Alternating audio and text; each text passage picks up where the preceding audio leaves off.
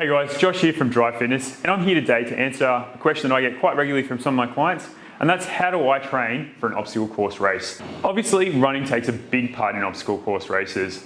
However, these are 3 exercises that are going to help you with your strength and your endurance throughout the obstacle course race. So my first training tip for my clients when it comes to obstacle course races is doing some interval running.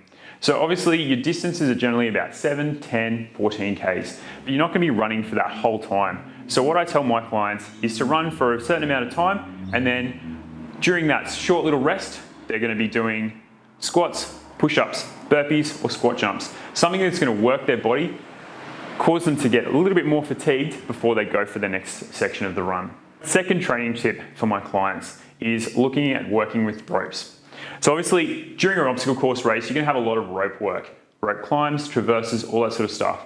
And doing something while you're fresh is going to be very different than doing it at the tail end of a 7K obstacle course. So I get my clients to do a lot of rope climbing, working on that technique there to try and make it easier for them to climb the rope, but also doing pull-ups and rows, all that sort of stuff to help build grip strength, back strength, and overall performance in that particular obstacle. Finally, I get my clients working with a dead ball. So whether it be a carry or a pickup, these sort of obstacles are all the way through any sort of obstacle race. Obviously, you're going to be looking at different weights. So sometimes it's 40, 50 kilos. I generally get my clients working with something a little bit lighter, get them used to the move first, and then build up from there.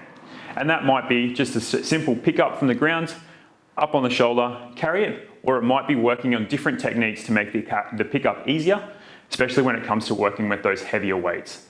We here at Drive Fitness love our obstacle course races, and whether it's your first or your 100th, or you're just looking for some help with your training in general, feel free to contact us here at Drive, and we'd be happy to help you out.